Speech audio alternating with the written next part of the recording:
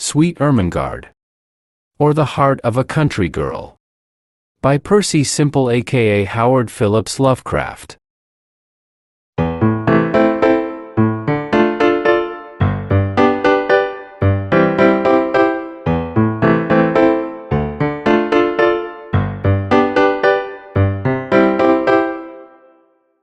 Chapter 1.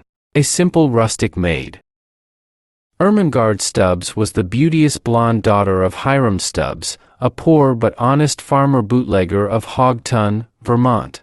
Her name was originally Ethel Ermengarde, but her father persuaded her to drop the praenomen after the passage of the 18th Amendment, averring that it made him thirsty by reminding him of ethyl alcohol, C2H5OH. His own products contained mostly methyl or wood alcohol, CH3OH. Ermengarde confessed to 16 summers, and branded as mendacious all reports to the effect that she was 30. She had large black eyes, a prominent Roman nose, light hair which was never dark at the roots except when the local drugstore was short on supplies, and a beautiful but inexpensive complexion. She was about 5 feet 5, 33. In tall, weighed 115, 47 pounds, on her father's corn scales, also off them, and was adjudged most lovely by all the village swains who admired her father's farm and liked his liquid crops.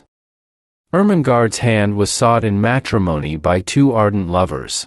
Squire Hardman, who had a mortgage on the old home, was very rich and elderly. He was dark and cruelly handsome, and always rode horseback and carried a riding crop. Long had he sought the radiant Ermengarde, and now his ardor was fanned to fever heat by a secret known to him alone. For upon the humble acres of Farmer Stubbs he had discovered a vein of rich gold. "Aha," said he, "I will win the maiden ere her parent knows of his unsuspected wealth, and join to my fortune a greater fortune still." And so he began to call twice a week instead of once as before. But alas for the sinister designs of a villain. Squire Hardman was not the only suitor for the fair one. Close by the village dwelt another, the handsome Jack Manley, whose curly yellow hair had won the sweet Ermengarde's affection when both were toddling youngsters at the village school. Jack had long been too bashful to declare his passion, but one day while strolling along a shady lane by the old mill with Ermengarde, he had found courage to utter that which was within his heart. "O light of my life," said he, "my soul is so overburdened that I must speak. Ermengarde, my ideal, life has become an empty thing without you. Beloved of my spirit, behold a suppliant kneeling in the dust before thee. Ermengarde, oh, Ermengarde, raise me to an heaven of joy and say that you will someday be mine. It is true that I am poor, but have I not youth and strength to fight my way to fame? This I can do only for you. Dear Ethel, pardon me. Ermengarde, my only, my most precious." But here he paused to wipe his eyes and mop his brow, and the fair responded, "Jack, my angel, at last. I mean, this is so unexpected and quite unprecedented. I had never dreamed that you entertained sentiments of affection in connection with one so lowly as Farmer Stubbs' child. For I am still but a child. Such is your natural nobility that I had feared, thought, you would be blind to such slight charms as I possess, and that you would seek your fortune in the great city there meeting and wedding one of those more comely damsels whose splendor we observe in fashion books. But, Jack, since it is really I whom you adore, let us waive all needless circumlocution. Jack, my darling, my heart has long been susceptible to your manly graces. I cherish an affection for thee. Consider me thine own and be sure to buy the ring at Perkins' hardware store where they have such nice imitation diamonds in the window." "Ermengarde, me love. Jack, my precious. My darling. My own. My God." Chapter 2. And the villain still pursued her. But these tender passages, sacred though their fervor, did not pass unobserved by profane eyes, for crouched in the bushes and gritting his teeth was the dastardly Squire Hardman. When the lovers had finally strolled away, he leapt out into the lane, viciously twirling his mustache and riding crop, and kicking an unquestionably innocent cat who was also out strolling. Curses! He cried. Hardman, not the cat. I am foiled in my plot to get the farm and the girl, but Jack Manley shall never succeed. I am a man of power, and we shall see. Thereupon he repaired to the humble Stubbs cottage, where he found the fond father in the still cellar washing bottles under the supervision of the gentle wife and mother, Hannah Stubbs. Coming directly to the point, the villain spoke. Farmer Stubbs, I cherish a tender affection of long standing for your lovely offspring, Ethel Ermengarde. I am consumed with love, and wish her hand in matrimony. Always a man of few words, I will not descend to euphemism. Give me the girl or I will foreclose the mortgage and take the old home. But, sir, pleaded the distracted Stubbs while his stricken spouse merely glowered. I am sure the child's affections are elsewhere placed. She must be mine, sternly snapped the sinister squire. I will make her love me. None shall resist my will. Either she becomes my wife or the old homestead goes. And with a sneer and flick of his riding crop, Squire Hardman strode out into the night. Scarce had he departed, when there entered by the back door the radiant lovers, eager to tell the senior Stubbses of their newfound happiness. Imagine the universal consternation which reigned when all was known. Tears flowed like white ale, till suddenly Jack remembered he was the hero and raised his head, declaiming in appropriately virile accents. Never shall the fair Ermengarde be offered up to this beast as a sacrifice while I live. I shall protect her. She is mine, mine, mine, and then some. Fear not. Dear father and mother-to-be, I will defend you all. You shall have the old home still, and I shall lead to the altar the beauteous Ermengarde, loveliest of her sex. To perdition with the cruel squire and his ill-gotten gold. The right shall always win, and a hero is always in the right. I will go to the great city and there make a fortune to save you all ere the mortgage fall due. Farewell, my love, I leave you now in tears, but I shall return to pay off the mortgage and claim you as my bride. Jack, my protector. Ermy, my Tootsie Roll. Dearest. Darling. And don't forget that ring at Perkins. Oh. Ah. Chapter 3. A Dastardly Act. But the resourceful Squire Hardman was not so easily to be foiled. Close by the village lay a disreputable settlement of unkempt shacks, populated by a shiftless scum who lived by thieving and other odd jobs. Here the devilish villain secured 2 accomplices, ill-favored fellows who were very clearly no gentlemen.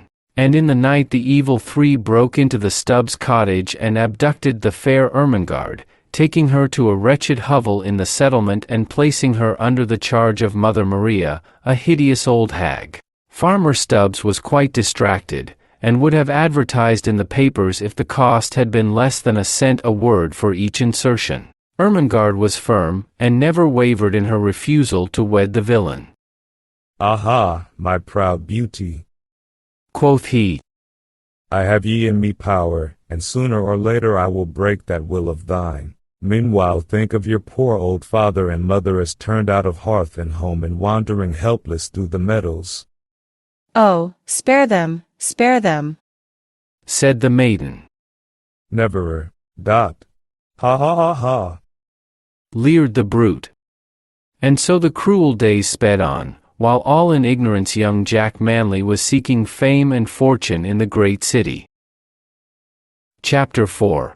Subtle Villainy. One day as Squire Hardman sat in the front parlor of his expensive and palatial home, indulging in his favorite pastime of gnashing his teeth and swishing his riding crop, a great thought came to him and he cursed aloud at the statue of Satan on the onyx mantelpiece. Fool that I am, he cried. Why did I ever waste all this trouble on the girl when I can get the farm by simply foreclosing? I never thought of that. I will let the girl go, take the farm, and be free to wed some fair city maid like the leading lady of that burlesque troupe which played last week at the town hall. And so he went down to the settlement, apologized to Ermengarde, let her go home, and went home himself to plot new crimes and invent new modes of villainy. The days wore on, and the Stubbses grew very sad over the coming loss of their home and still but nobody seemed able to do anything about it. One day a party of hunters from the city chanced to stray over the old farm, and one of them found the gold. Hiding his discovery from his companions, he feigned rattlesnake bite and went to the Stubbs cottage for aid of the usual kind. Ermengarde opened the door and saw him. He also saw her, and in that moment resolved to win her and the gold. "For my old mother's sake I must," he cried loudly to himself. "No sacrifice is too great." Chapter 5. The City Chap. Algernon Reginald Jones was a polished man of the world from the great city, and in his sophisticated hands our poor little Ermengarde was as a mere child. One could almost believe that 16-year-old stuff. Algy was a fast worker, but never crude. He could have taught Hardman a thing or two about finesse in sheaking. Thus only a week after his advent to the Stubbs family circle, where he lurked like the vile serpent that he was, he had persuaded the heroine to elope. It was in the night that she went, leaving a note for her parents, sniffing the familiar mash for the last time, and kissing the cat goodbye. Touching stuff. On the train Algernon became sleepy and slumped down in his seat, allowing a paper to fall out of his pocket by accident. Ermengarde, taking advantage of her supposed position as a bride-elect, picked up the folded sheet and read its perfumed expanse.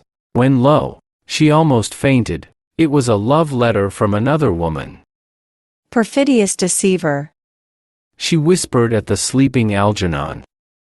So this is all that your boasted fidelity amounts to. I am done with you for all eternity.